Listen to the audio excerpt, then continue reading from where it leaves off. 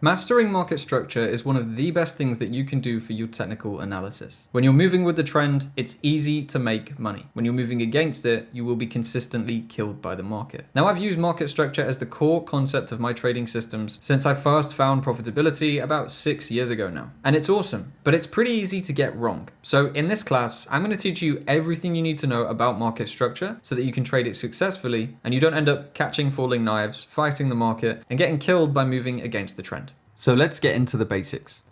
Markets move in 3 main phases: uptrends, downtrends, and consolidations. An uptrend is simply a phase where the market is moving up, downtrend where the market is moving down, prices are getting lower, and a consolidation is where the market moves sideways, and if we averaged it out, basically price wouldn't have made any movement to the upside or the downside. Now, these 3 phases are going to be the phases of which we are trading. We are going to buy during uptrends, and we are not going to sell. We are going to sell during downtrends, and we are not going to buy.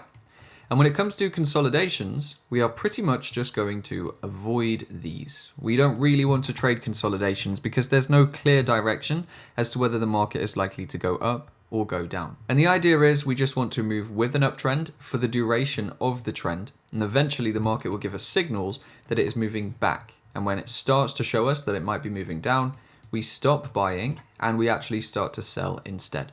So these are the 3 core phases that you need to understand: uptrends, consolidations, and downtrends. Uptrends are for buying, downtrends are for selling, and consolidation is for sitting out of the market or finding opportunities somewhere else. When it comes to identifying whether a market is in an uptrend or a downtrend, there is, in my opinion, a clear-cut and correct way to do this.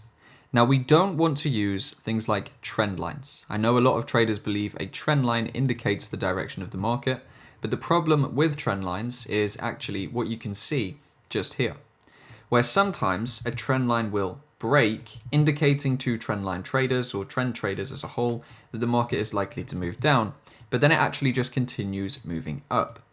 Now, when you think about it realistically, a trend line is just an arbitrary line that you've drawn on the chart, and it's not really giving you any clear insight into real price action. So instead of using tools like trend lines, we're actually going to look at the real price structure, which means when we're looking at a market, we want to view the highs and the lows, and they indicate which way the market is going. So it's the most realistic, the most raw way of looking at which way the market is heading. To do this, we use concepts we call high and low structure, which is essentially what you can see on the chart here. Higher highs and higher lows indicate an uptrend. So where you can see I've written HH, this is a higher high, and this is simply a high that is higher than the previous one. Okay, so as you can see, we are continually forming higher highs in the price structure here. Obviously, this is an example, but you'll see this on a real chart in a moment, which tells us that this market is endlessly moving to the upside. It keeps going higher, therefore indicating an uptrend. Now, in order to maintain the uptrend, we also have higher lows, and this is showing that price structure, each low, like this one, is higher than the previous one. And this one here, again, is higher than the previous one. Now, this is how we validate the continuation of the trend, because the higher highs are obviously what leads us into profitable moves if we're buying the uptrend, but the higher lows essentially protect the integrity of the trend. Providing the market continues to make higher lows, then this market should indeed continue moving higher. And the idea for us as traders, which we're going to get into soon, is to buy around these higher low points to catch these larger moves. The reason higher lows are important to kind of protect the integrity of the trend is because what can happen is that the market can come down like this and push through a higher low. Now this would then create a lower low, okay? Because this low that we've just formulated at this level is now lower than the previous low, which was indeed a higher low over the previous lows, right? So keeping it simple there, essentially this low is lower than the last one, which tells us that the integrity of this uptrend is now broken because the market is showing willingness to push lower than previous lows that were printed in the market. So what would this lead into then? Well, generally what we see after the formation of a lower low is the start of a downtrend. So this lower low might then be followed, and often will be followed, with a lower high. Okay, so we can mark that as an LH. This lower high is simply a high that is, of course, lower than the previous one, which is this one just here. This tells us that the market is actually now starting to trend downwards. And instead of moving up, and instead of looking to buy, because we're expecting it to move up, we would now shift the narrative. And what we would hope to do is see a pullback or retracement, as that's also called, to sell in and around the next lower high. We're expecting from this point onwards for new lower highs to form and for the market to continue moving down. So that is kind of how we see trends using highs and lows, and the simple price action way to view the changes in the trend. Now let's lock in on this phase of price action on Euro Swiss franc. This works on all markets, on all time frames. We're going to go through that high-low structure and mark out this trend. So from where we are going to begin, we're looking at pretty much this high, and then our swing low of the entire movement is going to be down here, and then our swing high of where price currently is up here. So we're going to work out the trending direction between this area of price action. So the first thing we can do is just use this path tool to start plotting the trend. We have our high. Here we have a low. However, one thing I want to draw your attention to is this low did not push beneath a previous higher low. So this phase of price action following to this move and then down to here is actually just consolidation, okay? Because we didn't break through a higher low, the higher low being this one just here initially, we haven't yet validated or changed the trend at all. So this would be a consolidation. Now we can then see there was a push down here. This pushed us through into a lower low.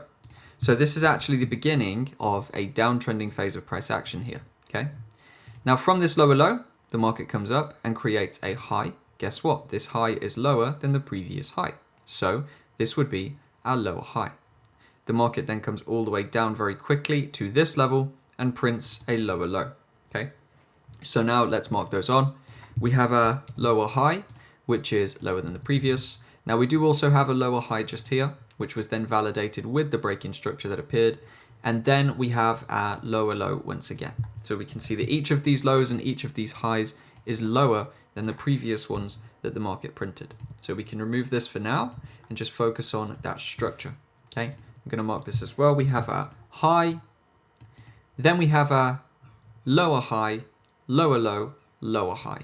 Note how we didn't mark this low. It's because it's not a lower low. This low was lower, so this is actually still a higher low until we break this point, which creates the downtrend.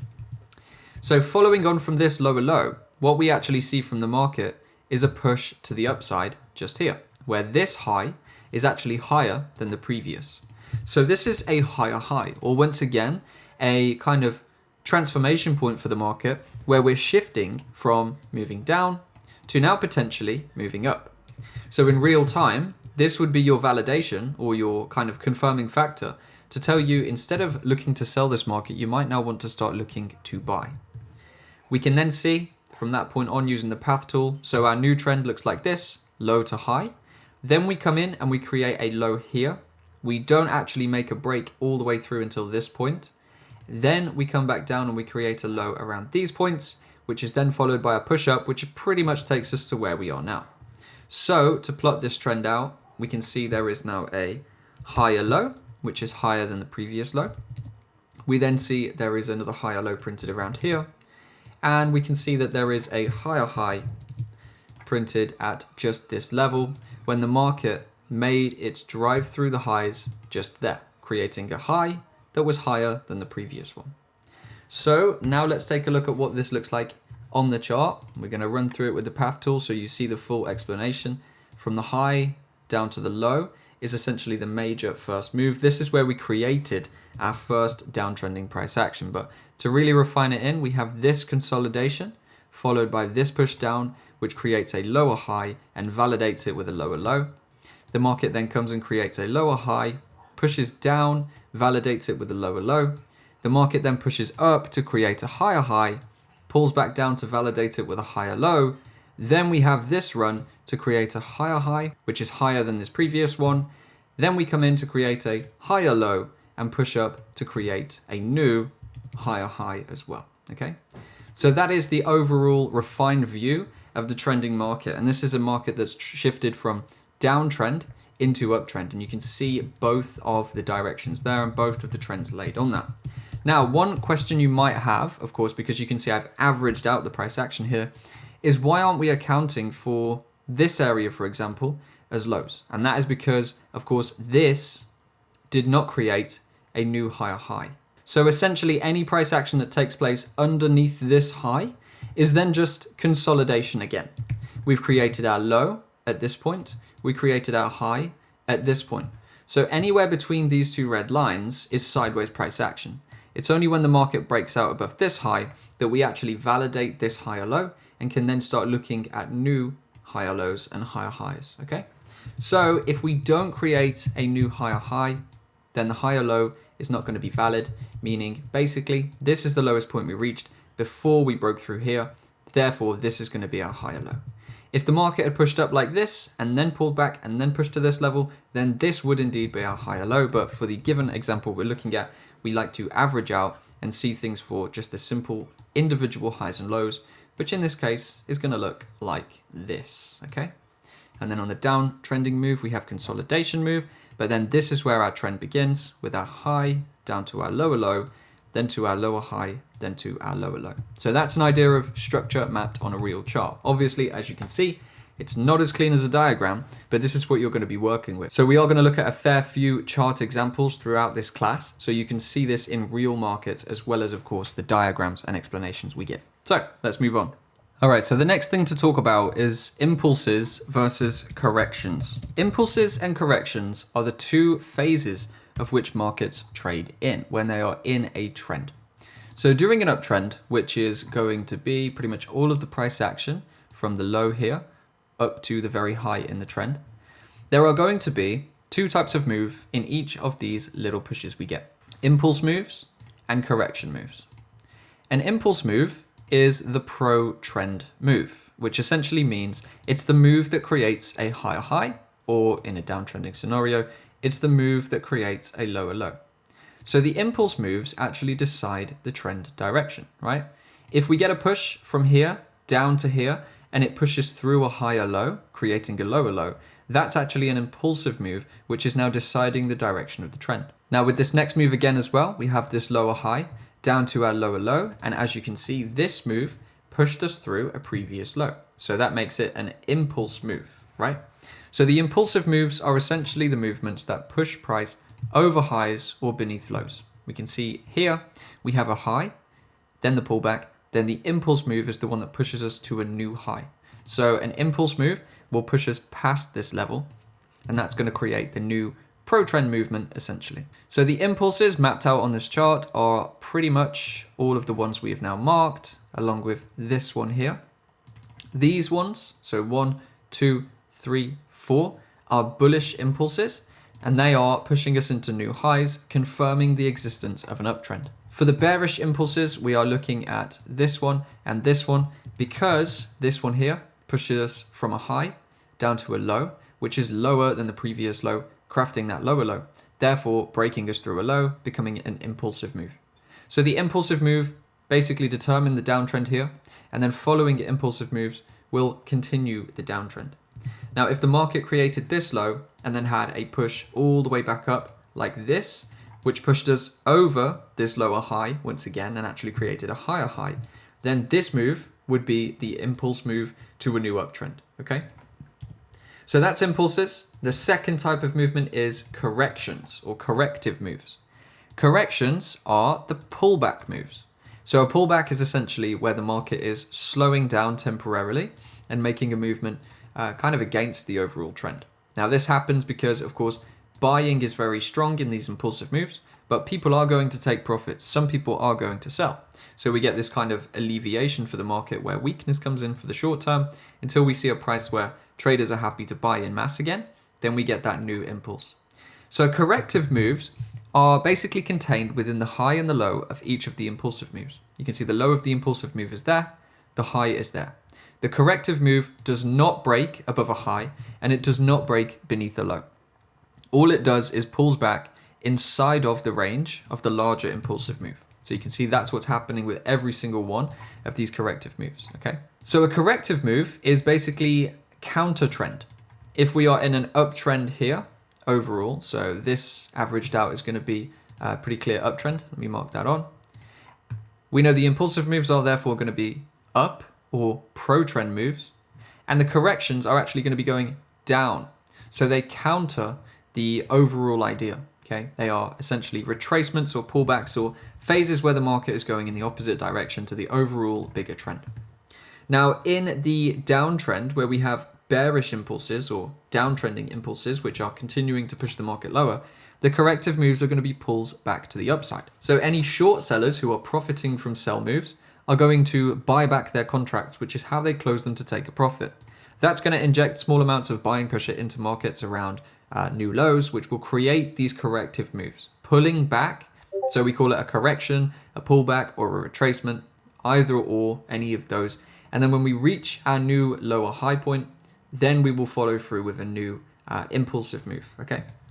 So impulse moves are pro-trend and corrective moves are counter-trend, okay? And it's important to understand these phases because we are always going to be looking as to whether the market is continuing to make bullish impulses or whether it breaks into bearish impulses.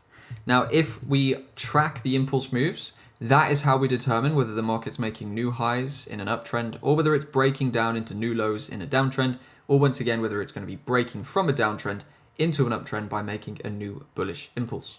So it's important to understand the concept of impulse and corrections. Now, another use case of these impulse corrective moves is these corrections, which in the uptrend are going to be pulls to the downside, are actually where we want to buy. Now, if we want to buy a market that is continually moving up, it's ideal for us to be able to buy as low as possible because, of course, the lower price we can get in at, the more profit we can make when the market moves to higher prices. So what we don't really want to do in an uptrend is end up buying up here. Okay, we don't want to buy at these levels. We want to buy as low as physically possible in each of the moves. So if we see the market push up like this and it creates a new high, rather than buying here, we want to ideally be able to buy somewhere in the corrective move. That way, not only do we profit on all of the movement that happens above this level, but we can actually profit on all of the price movement that happens as price reapproaches a previous higher high, okay? So we get the biggest profit potential by buying from the corrective points or the corrective moves in an uptrend. And the same goes for a downtrend. If we can sell around the high of the corrective move, then we get the biggest profit on a short trade, which is basically where you profit when the market falls, by getting in here and managing to catch the entirety or the majority of the downward impulsive moves that then occur. So now we've popped back over to our Euro Swiss franc example, and we're going to mark the impulses and corrections on this chart. We're going to start with the impulsive movements on this phase of price action from the very beginning. So we have a low here, which is then pushed up, and it's pushed us over the previous structural highs. So from here to here is our first impulse, okay? Then we can see the market pulled back, however, it failed to break through the low. So therefore, this is going to be a corrective move. So let's mark them different colors based on the trend. Green, that's going to be our impulse. Red, that's our correction. Then we have another push to the upside here, creating a new high ever so slightly. That is going to be our impulsive move. And then the market comes back and creates a bearish corrective move. Why is this a correction? Again, because it didn't break us through any significant lows. In order to change the trend, we would have needed to see a break of this low here, okay? So then we get another impulse to the upside from this low to this high. That's going to be an impulsive move or a pro-trend move. Now, this is where things get a little bit messier, and this is good to show you. This move here, although it did eventually follow through into a lower low, in real time would have been seen as a corrective move because, of course, we can't see that the market was going to move into a downtrend. So we would essentially be looking at buying this level in anticipation of the market then moving higher. Then what we actually saw from that point was that the market didn't push higher. It ended up pulling back here. So this move realistically is just going to be seen as a consolidation move, and that goes for basically both of those pushes there. From this point to around here, the market didn't get anywhere. It just failed to make a new low, failed to make a new high. So this is a consolidation or a phase of price action that we would generally want to not trade. Now we then do get, however, from this high down to this low, an impulsive move. And this one can be classified as an impulsive move because it broke through a previous low, right? We see that we had this low marked up just here. This low was broken with this move down. So that creates a new bearish impulse, or basically makes this push down a bearish impulsive move, or a downtrend impulse. So that would then lead us to kind of shift the narrative. We're not looking at bullish impulses and bearish corrections anymore. We're looking at the impulses to be the large down moves, and the corrections now become the shorter pullback moves. So this would be our corrective move. So what we can do is make this one green so you can see this is an impulse. Our next correction would then be up to this point. Our next impulse would be down to the low just here. But then we have a pretty immediate market shift. So from this low up to this high is also an impulse. And the reason that this one is an impulse is because it has created a high, which is higher than the previous high, okay? So we have impulse, correction, impulse, correction, impulse. That's an uptrend. We move into a bit of a messy phase of consolidation, but then we make an impulse, starting a downtrend, correction, impulse, continuing the downtrend, but then we are immediately followed by another impulse, which pushes us back into new highs, therefore validating a new uptrend. So the next corrective move is going to be a bearish corrective move, which is the pull down from the high that we've just marked down into this low. This is our correction because the market is now actually moving to the upside. It's bullish, okay? So our next impulse will then be from this low to the formation of a new high, which is going to be this piece of price action here. So that's going to be our impulse. Then we have a corrective move down to this low, followed once again by an impulse, which pushes us higher, okay? So that's a view of the impulses and corrections on a real chart. You can see that the market is initially bullish, so the impulses are making new highs. Then we have an impulse move that makes a new low, which makes the market bearish or downtrend. Then we have an impulse pretty quickly that pushes us back into the uptrend, and the market phase continues from there of continually making higher highs and higher lows. So let's plot this on real quick. We have pretty much from this point onwards, that is an uptrend, okay? So this phase is uptrend. We then have from this low up to this high, which is also going to be an uptrend. So let's make these green as well, just so that we are very clear on that. Then we have the consolidation, which is pretty much nothing happens at this phase. We're going to leave that gray to indicate no direction. And then from the high that we print pretty much there, down to the low just there, we're going to mark that out as a downtrend because that is where the market was shifting to the downside. So now you can see how we've formulated the market direction by using high-low structure, and then we've also plotted them as impulse corrections, so you can see what that would look like. Now I know this is rather messy. Don't worry, your analysis is not going to be this messy. I'm plotting this on to show you the theory, okay? We'll keep it simplified when we get down to some chart examples in a bit. Okay, so we've been through high-low structure, we've been through uptrends, downtrends, consolidations, we've talked about impulses and corrections. Now let's talk about break of structure, or BoS. Now a break of structure is simply a tool, or pretty much a markup that we use to determine where the trend has broken. So a break of structure is pretty much every time a new high or low is broken, we envision that as a BoS, or a break of structure. It's simply because the structure has now broken in one direction or the other, okay? So we have the high printed here. When the market comes up and prints a new high, that creates a break of structure. And the break of structure takes place at the previous high, pretty much at this point here where the market pushes through, okay? So that would be a break of structure. We also see another break of structure here when the market pushes through the previous high. Why do we call it a break of structure? Well, because the existing structure is breaking into a new high or a new low, right? Now, we use this BoS tool to kind of simplify and envision where the breaks are happening to keep us in line with the trend. You'll see later in the video how we use this to create confirmations and formulate real trades. Now, I indicate breaks of structure both ways. There's also something that people use called a change of character. So it's actually called a ChoCH or a ChoCH or something like that. In my eyes, this is nonsense terminology and I'm not going to use that. So if you've used that before, I just call it a break of structure, just so you don't get confused through the video. If you haven't, you can use it if you want, but I just prefer to view things as what they are. So I mark then the level here where the market pushes from higher highs and higher lows into its first lower low as, again, a break of structure. What we've actually seen now, though, is a reversal break, where the market, initially these breaks of structure or BOSs were bullish. We were seeing bullish breaks into new highs. Now we've seen a bearish break of the structure into a new low. So this BOS here indicates a trend reversal. Now, as you can see, this high, where our break of structure could potentially take place if the market pushed higher, it doesn't take place, okay? We don't get a break of structure there. Instead, what we get is a push through the next low, which then again creates the next break of structure, or in this term, creates a bearish impulse and validates continuation of the downward trend.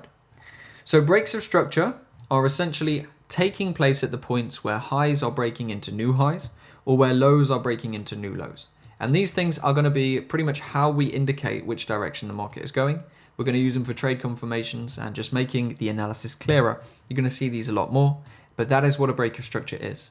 And some people will call this one a ChoCH, change of character, whatever. I don't do that. If you do, you can continue to, but throughout this video, you're going to see this indicated as breaks of structure instead of that, okay? So let's move on.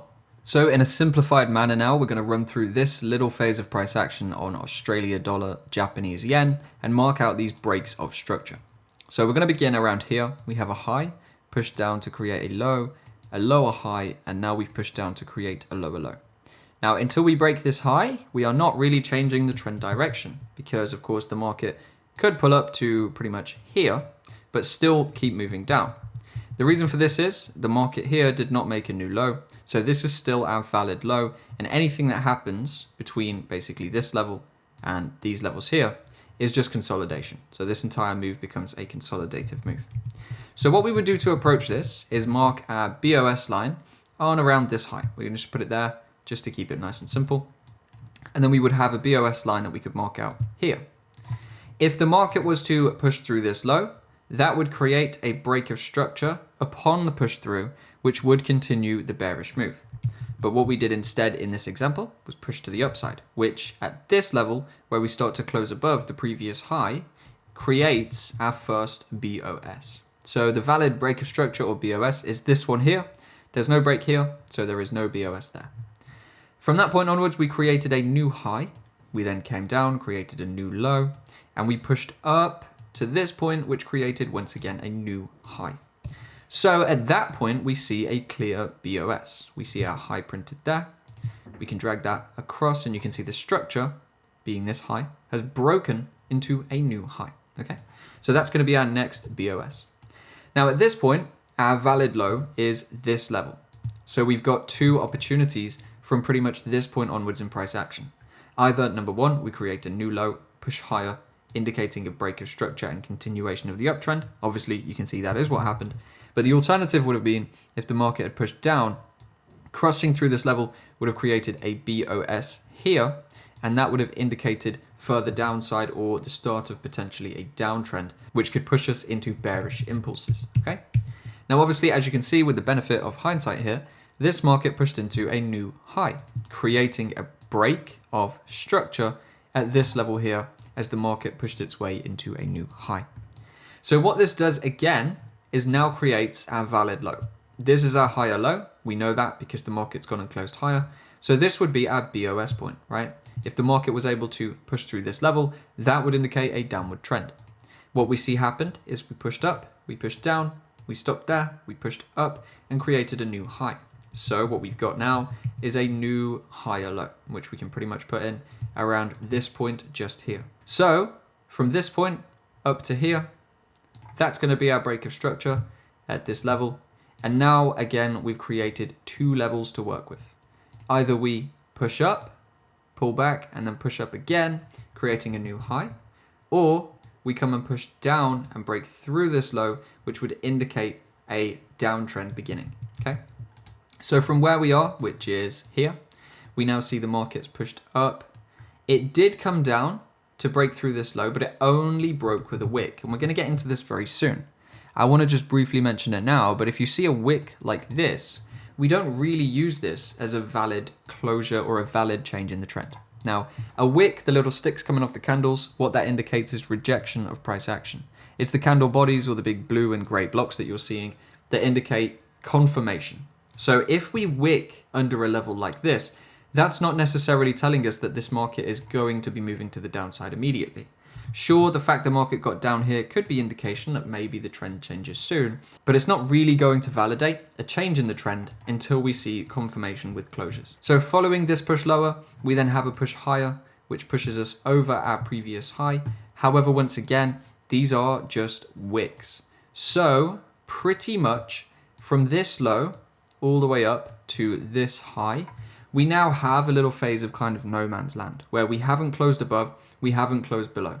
What we've just done is create a wick beneath and a wick above. So that actually puts this bit of phase of price action from here through to here into what we call a consolidation. And until the market made a closure one way or the other, we wouldn't have validation as to whether the market is going to continue moving up or whether it's going to start moving down. Now at this point, obviously, here, we created a break and close, and that went underneath our previous low. So, just clean this up a little bit. Our previous low that we had marked was pretty much these levels here. And as you can see, this push created closures beneath that level. So therefore this would become our BoS, or break of structure, because we've seen closures underneath the level. And this is maybe first indication that the market is now moving in a downtrend, which as we can see, is kind of what it's doing because it's pushed us through to the next lows as well. So by marking the BOSs and marking the swing highs and lows and waiting for a break of structure either way, we basically get validation of whether a trend is going to continue going up, continue going down, or reverse to the other direction. Here we had our first break, which came in at this level here.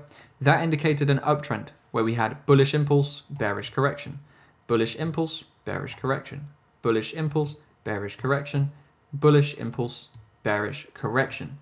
Then we shifted into consolidation. The market did nothing, but eventually it broke through.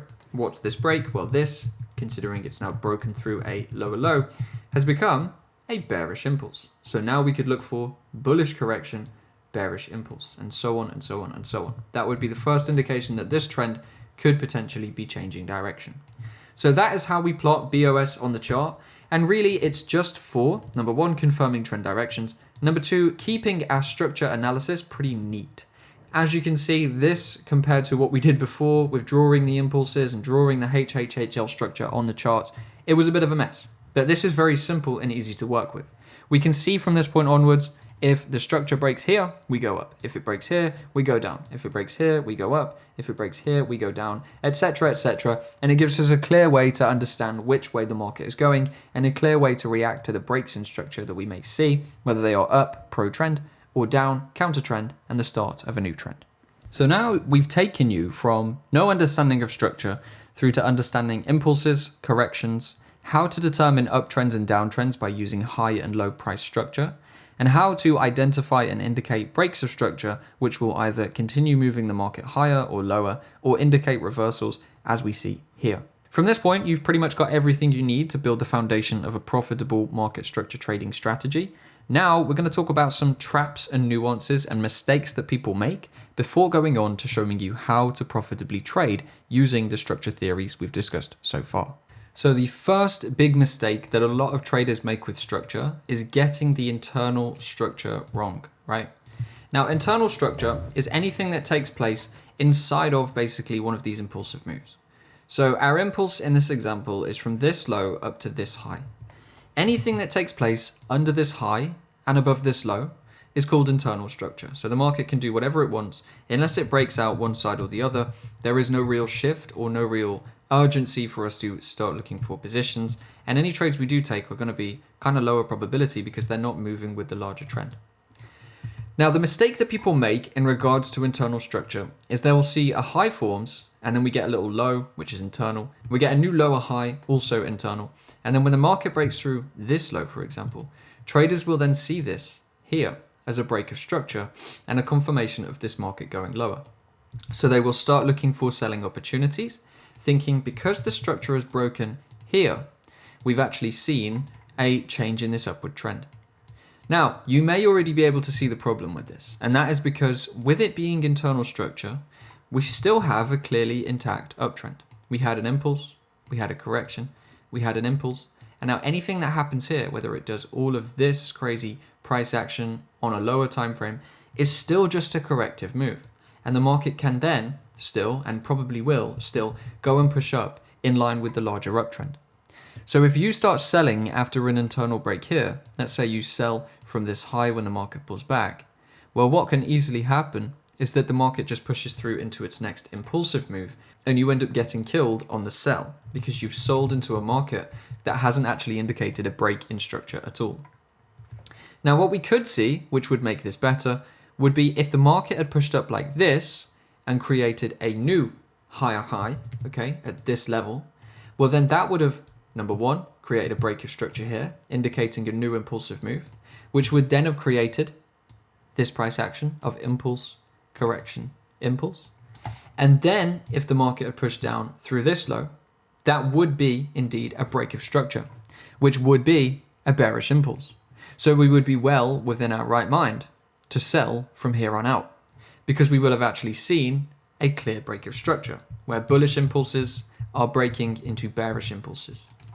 But when you start to see the market like this and you treat this as a valid break in structure, well, now you've got a problem, because this here is not a higher high. All it is a piece of internal structure that really doesn't tell us much of the story. And if you start selling into that, well, then when the market breaks up to make a new impulse, you're going to lose and you're going to be confused of why it happened. But hopefully not now that I've explained that. So making sure you don't get caught up in the internal structure and make sure you're only working off of the clear high-low structure of the market is a very simple way to avoid one of the biggest traps and biggest mistakes people make with structure. Right, now I want to show you that on a chart because I think this is going to resonate with a lot of people who have been into structure trading before or currently and are struggling. So if you take a look at this chart here, we've seen a break of structure which has taken place over the previous highs, this being the break, and this being what some people will see as a higher high. So seeing this price action on the chart, a lot of people are going to look for buys when the market pulls back. So they might look for the retracement with the expectation to then continue buying this because they see, well, this is broken structure, which has pushed us into an uptrend. Okay, you can see that there is on the surface a break of structure here over this high and over this high. Now, the problem with this is there is actually no clear break of structure here. Although it looks like there is, it's a bit of an illusion. Because if we look at the low that's been printed by price, which has taken place down here, we can now see that realistically everything that happens above this low is just internal structure. If we look at our impulsive move, it begins here and it runs all the way down to here.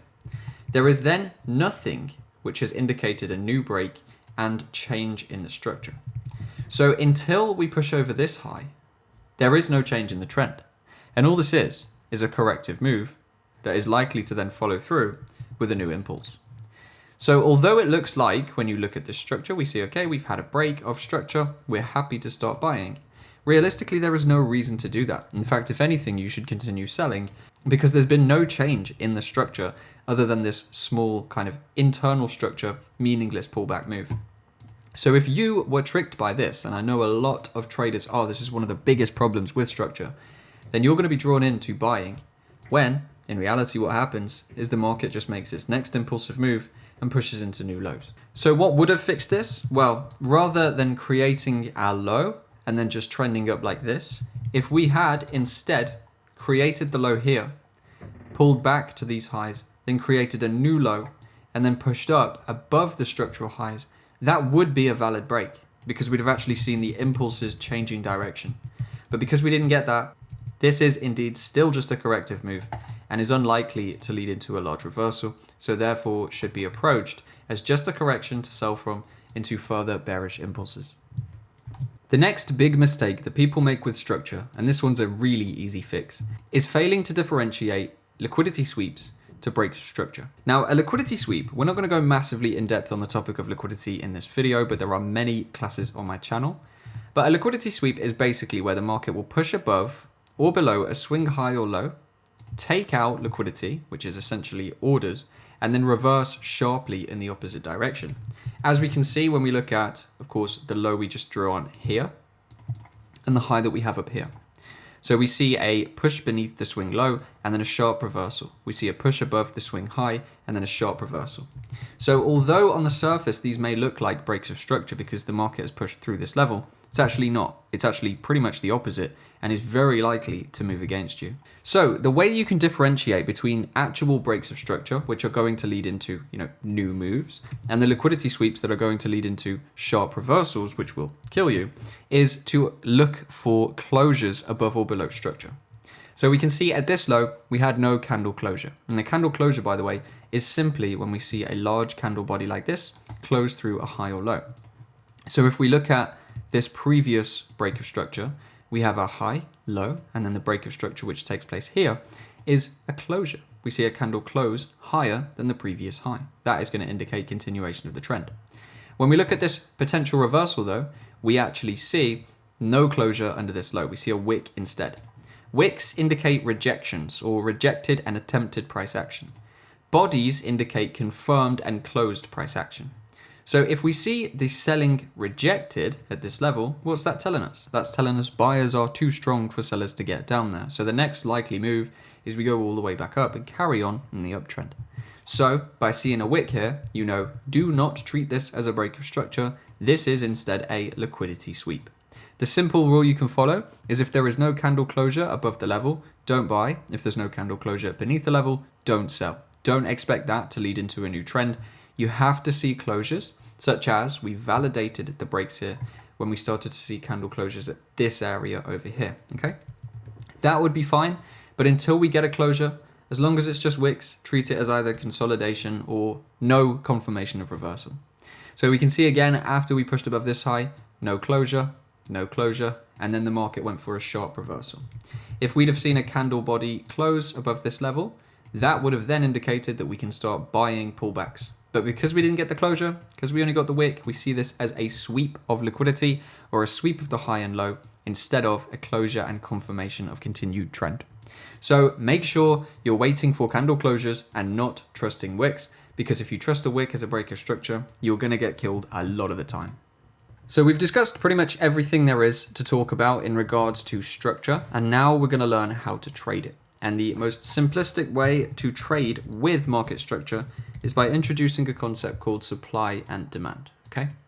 So what we have here is a diagram of an uptrending market. We have higher highs and higher lows.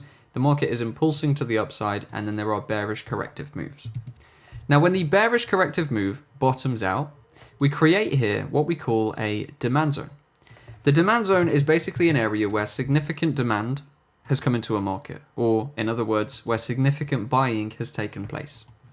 Now, when we see a large impulse like this is driven by institutional buying, okay? The big push that breaks us into new highs is basically banks and trading firms placing significant orders, which is big enough essentially to drive the market, okay? The more people that want to buy, the higher prices go because the more sellers can demand for the asset.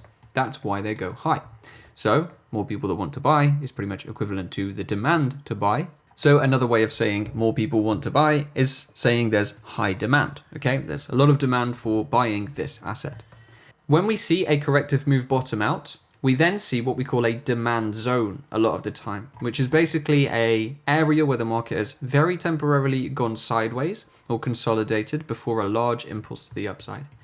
This tells us that this is a good place to buy. And basically the concept will then be, if this is seen as a good place, a good price level to buy at, when the market returns to this level again, we are likely to see more buying taking place, okay?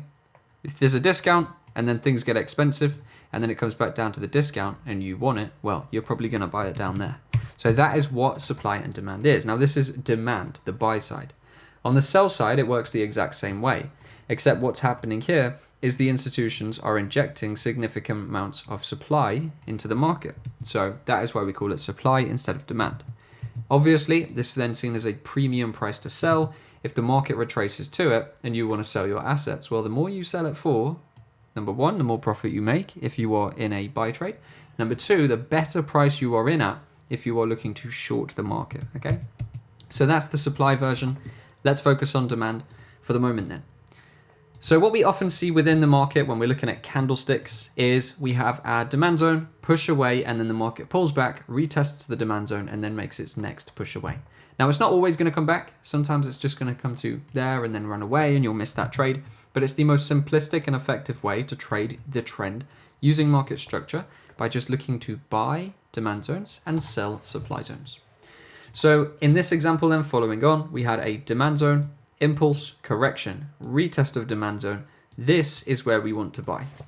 Then following that point, we have had a demand zone, impulse, we would now look for a correction, and our demand zone is where we would want to buy again, okay? So we would essentially approach this market by buying this level, stop loss beneath the low of the zone, and then we can look to continue the market higher because we know with an uptrend intact, it's likely that we're going to get new highs once again, right? So that is the simple supply and demand way to trade. That's demand for uptrends. You only want to trade demand in uptrends, and you only want to trade supply in downtrends, okay? And this is simply going to be the same, but you're looking to sell the market instead of buy, all right? So this supply and this supply become good selling points. Right, let's take a look at this on a real chart. So we're doing a bit of replay and we're looking at NZD/JPY, 15-minute time frame, but for reference, this will work on any time frame you want to approach the market from. So at this point in time, we are looking at a downtrend. We've seen the market here create a high, then we've pushed into a lower low, then we've created a lower high, we've pushed again into a lower low, and a lower high, and now we've pushed lower once again. So we are now in a downtrending move, right? Just to draw that out for you, we have this kind of price action, and we are currently trading down here. Now we can see this downward move, this break of structure was created by a supply zone here. And to show you how I plot supply, I simply use the last candle before the impulse that has imbalance. So don't get confused, I'll break it down for you now. We see this candle here, this gray candle, this is the last candle before the impulse to the downside, okay? So that is why that will be the supply zone. Simply the last candle essentially before the push begins. So to show you a couple more examples, we would have this gray candle here. This is the last candle before an impulse to the downside that broke structure. Therefore, that is going to be the supply zone. As you can see, if you'd have sold that supply, you'd have caught a very nice entry to that move, okay? Now, the imbalance point I just made, an imbalance is simply an open candle range. So when we look at, for example, the supply zone we're currently focusing in on, we can see the wicks of these candles here go up to this point, but don't go into the supply zone. So that creates, basically, in this area here, what we call imbalance, right? There is no wick filling this zone. So if this wick had traded in, that would have created efficiency or balance. Therefore, we wouldn't have any imbalance. Therefore, this supply wouldn't be of interest to us. But because there is still this open price range between these wicks and the wick of the supply zone, there is basically a draw. This is going to act as a magnet that pulls price towards that level. So this is therefore a level of interest. Now that is why we are not going to be interested in, for example, this, which is a last candle before an impulse. Why is that? Well, because this one has already been hit. So this could have provided its own trade, but we are kind of past that point now. There is no gap between this wick and the candle that we're looking at as our supply. Therefore, there's no real reason to focus on that level, okay? Again, here we have supply, but there is no imbalance. There was initially between this candle and this candle, but the market's filled this now. So there is no imbalance there for us to focus on, therefore making this one irrelevant as well. So the zone that we're looking at here is basically the last imbalance point in this leg of downward price action, right? Nowhere imbalance down here anymore. The only imbalance left is up at this point.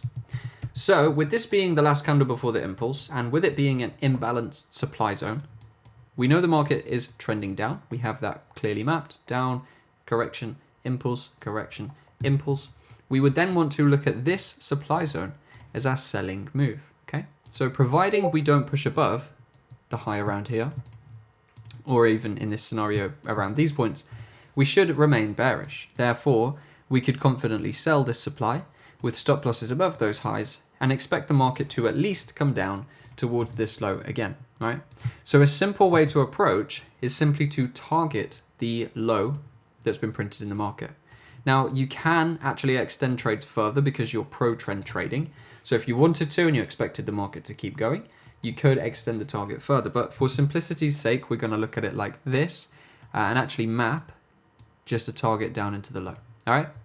So generally then, what we would expect to see is for the market to return to the supply zone and then lead down in an impulsive move to create a new low, which would then open the doors to the next opportunity, right? Again, with this push down that we've now seen, we could look at the last candle before the impulse down. That's going to be up here for this example. So this would be where we would look to sell the market, all right? So if you were following this simple trend trading system, you would have your entry around this supply. Your target would go down into the swing low here, and then you would just look to sell that market when the market returns to it. Now, obviously, there are nuances. You can use confirmations and things like that, but we're keeping this lesson on track, on topic to market structure. So we're going to just follow this simplistic approach. Market returns to there. We are then hoping to see the market sell off. And as you see, in this instance, it didn't happen. So what we get here instead is, number one, a losing trade. So that's going to be minus 1%. When we factor that up, though, we have a minus 1% trade here. And we have a plus 3.94% trade there. So in total, over these two trades, you've made 2.94%, even though you've only won one and you've lost one, okay? 50% win rate, you're still up 3% just over two positions. Now, this is where the real beauty of trend trading kicks in. Let's think about what this has actually told us. Although we've just lost a trade, the market has broken structure. We've seen a push, which has created a BoS over a previous structural high. So let's map that. We're up 2.94% so far. And what we've actually done at this point in time is reshift the structure from down to up. So if we continue this structure mapping, we've got one impulse, correction, impulse, correction, impulse, correction, impulse. Now we've had another impulse, okay? So we had some internal structure mess around, and then we had a big push to the upside, which has created an impulse. What has this impulse done? This has given us a higher high. A higher high indicates the market is likely changing direction.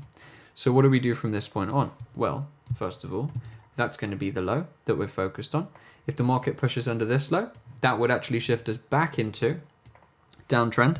But providing we stay above that low, we can actually now look for buying moves. So what I'm going to do here is mark out the demand zone, which is the last candle before the impulse, which has created this break of structure.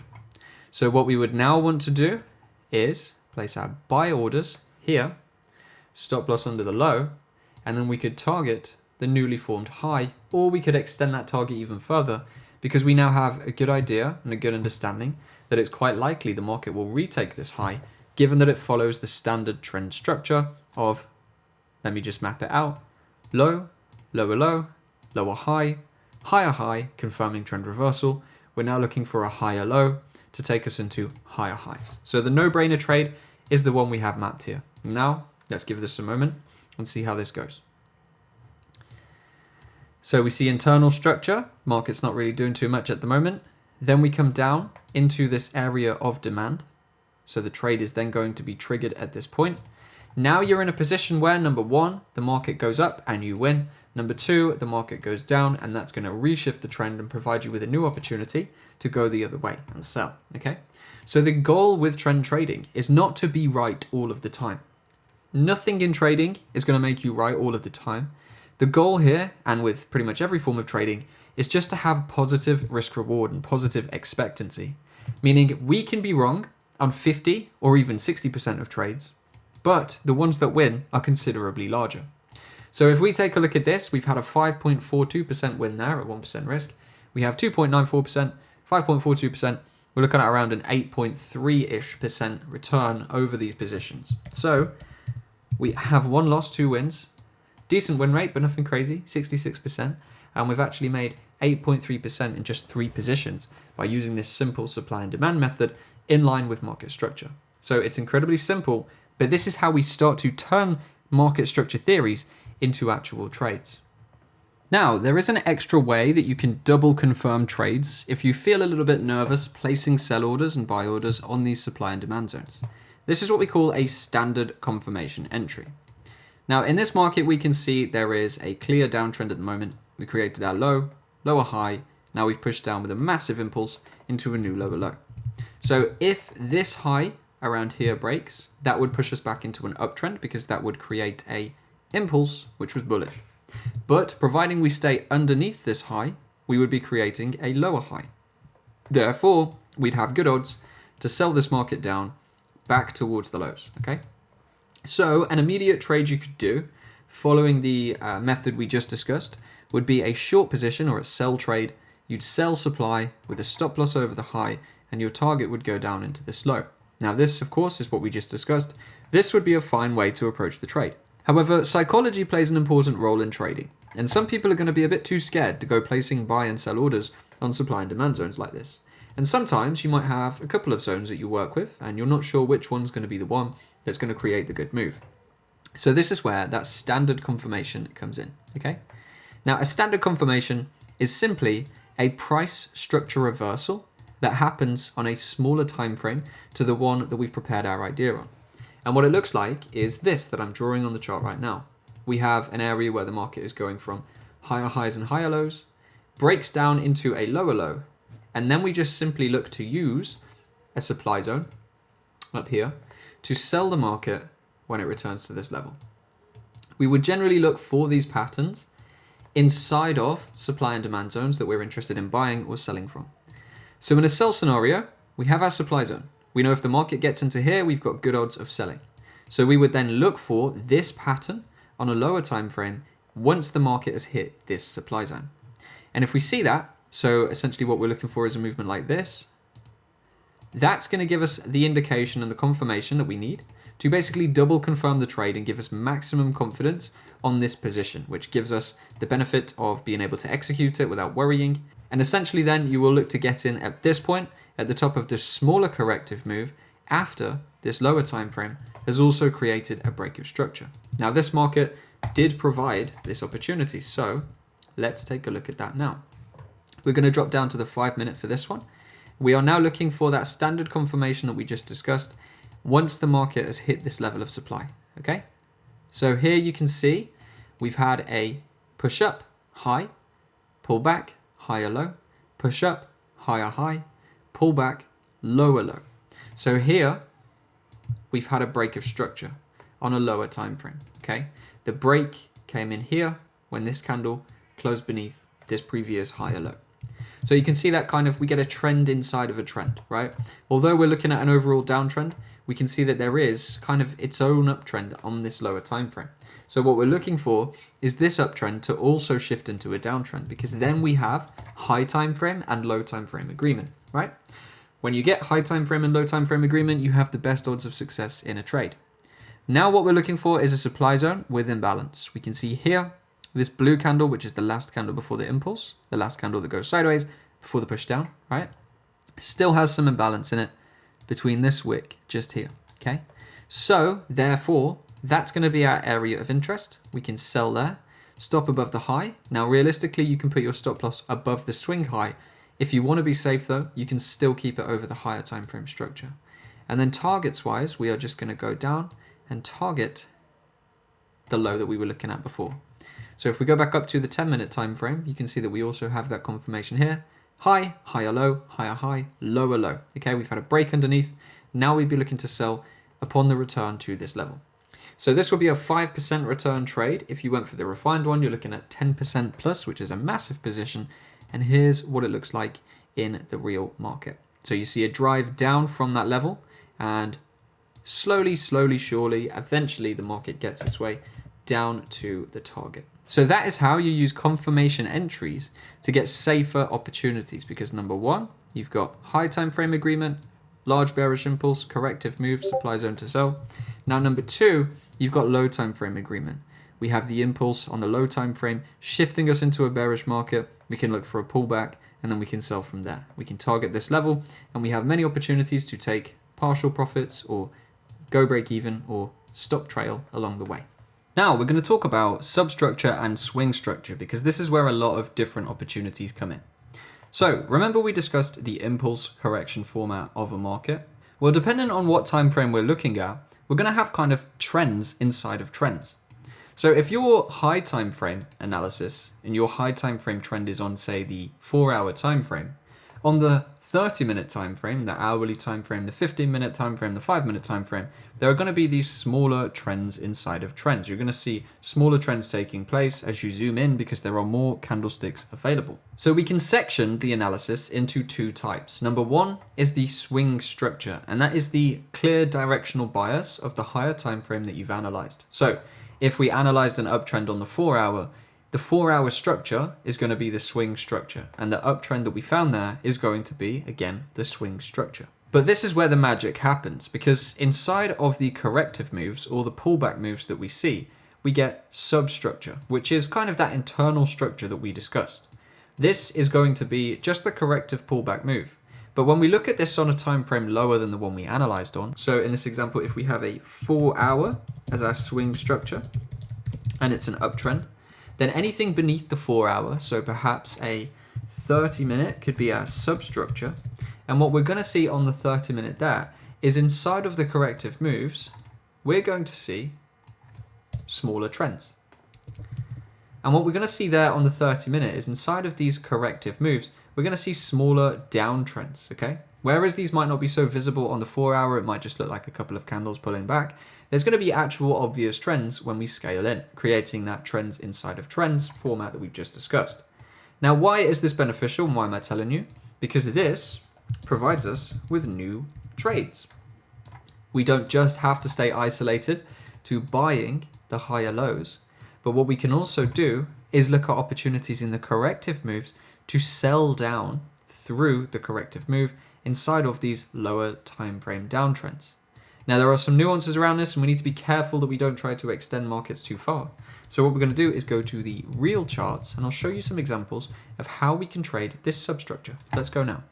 All right, so for this example, we're going to look at XAU USD, which is gold, and we're going to the 4-hour. We're going to do that 4-hour, 30-minute format. So we can see the structure here has just shifted from bearish with these lower lows and lower highs into bullish with this break of structure, which pushed us over the previous lower high. Okay, again, all of this down here is internal structure, so the break doesn't take place until this high goes. Now, with the market pushing into an uptrend, our obvious next move is going to be looking for a buy on this market when we pull back to an imbalanced demand zone. Our imbalanced demand zone, the lowest possible one is going to be here. So we would look for a position that looks something like this, waiting for a pullback down to then buy higher. This is the swing structure, okay? The 4-hour is now officially in an uptrend. This is the first impulse we are going to be looking for on the 4-hour time frame. Correction, impulse, and so on and so on and so on. However, of course, if we are expecting this market to get lower, well then isn't there opportunity for us to sell through this range? Surely there is a trade somewhere for us in there that we can take on a lower time frame. And that is what this substructure trading is all about. So if we go down to the 30-minute time frame now, what we're going to be looking for here is a shift in the 30-minute structure, because as we can see at the moment, along with the 4-hour, the 30-minute structure is also up. We're creating higher highs and higher lows continuously, and that is still pretty much exactly what we're doing right now. But if there was to be a break of structure like this, well, that would change the narrative here on this lower time frame. We would have seen a higher low break, and that would then lead us into the possibility of selling on this 30-minute trend. And there's nothing that really makes this 30-minute trend less valuable than the 4-hour, okay? So what we can do here is look for opportunity to sell the 30-minute as if it's its isolated pair. And then when we start to reach more significant swing structure areas, we should look to get out. Now, what we don't want to do is try to push a substructure trade too far. We should always understand, if we're trading this substructure format, we only want to trade it down towards previous areas of demand because we expect the market is likely to trust the 4-hour more than the 30-minute, meaning the market is more likely to go higher once again rather than turning it into a new downtrend, okay, on the higher time frame. So any substructure trades we take essentially should take place within the confines of the last swing structure move. If the swing structure move is going up, we don't want to try and trade past that low, but we just want to see if we can push this market down into an area of demand before we then start buying once again. So essentially we create what we call a sell to buy scenario. We are looking to sell here, and then we are looking to buy from there onwards, okay? But it provides us with new, fresh opportunity on kind of trends inside of trends. We have our big picture narrative, Now we can look for an opportunity inside of that. So here is a quick rundown of what this might look like in a real market. We've seen the market push down under this level. We've then seen a pullback up. We didn't get a closure, so we probably wouldn't want to immediately look for a trade just there. Although had we got in there, that would have been a very nice place to do so. Okay, so if we'd have seen a candle closure under this low, this would have been the ideal location for us to then sell from. But what we would really want to do is see a more significant breakdown from there. We need to see closures under this level essentially to validate that we are ready to go lower. Now, yes, we did have a break here, but with substructure trades, it's always nice to see us pushing more significantly into the range so that we're not getting into positions too soon. Because of course, what we don't want to do is dive into a sell and then just get killed by the impulse continuing. We want clear indication that the impulsive move of the market, being this move here, is over for now, and that the corrective move is beginning, okay? So there's a couple ways we could approach this. Number one, we saw a closure under this level, so you could realistically enter there. You could put your stop losses above the next high, and you could look to take the market down towards that target, where you would then look for buys. Number two, we can wait for the formation of a new demand zone or supply zone, and then sell from there. So we have a supply zone just here. The market went and pushed down and closed. So you could look at selling from this level, and you could look to take that down towards your target. Now this one's a little bit messy. I'd prefer to go for the first opportunity of closing under the low and then selling into it. But this one is okay as well. And as you can see, the market's then pulled back and tapped it. And now we're looking essentially for a continuation lower, which is what we want to see to provide opportunity for us to be, in this position safely. Now at this point, we'd have gotten pretty much on that first wick. The market came back, tapped entry one more time, and has now pushed down to create more significant lows. So what you could do at this point is just hold this trade out and see if this is going to be the trade that gets down towards your demand zone on the higher time frame. So this area from this high down to this low becomes your substructure area, and it provides trades, essentially trends inside of trends and trades inside of trades.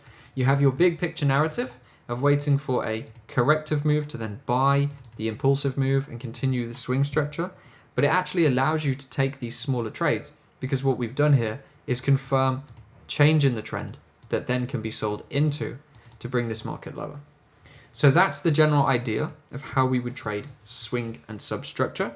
And then of course, after the substructure move is completed, your buy limit on the demand zone to get you into the impulsive swing structure move is going to be triggered, leading you then back into new highs, higher prices, and another profitable trade. So as you can see, this is why we don't want to try and take substructure trades too far, because as soon as the demand zone was hit, we just created a big move to the upside. So any substructure trade we take should look to pretty much just fill some of the range. Then we want to get out and move into the overall substructure idea, because that's the one that's going to be the highest confidence and the highest probability. So there are oftentimes opportunity to do this. Not every piece of substructure is going to give you a chance to get in. I'm saying based on the price action we saw up here, there wouldn't have been much opportunity for me to sell this movement back down. But a lot of the time you are going to get opportunity to sell down with the substructure on the way into larger trades inside of the swing structure move, okay? So you look for your short-term sells there, long-term buys there, short-term sells there, long-term buys there, all right? And as you can see, we never really want to push the market past an area of demand.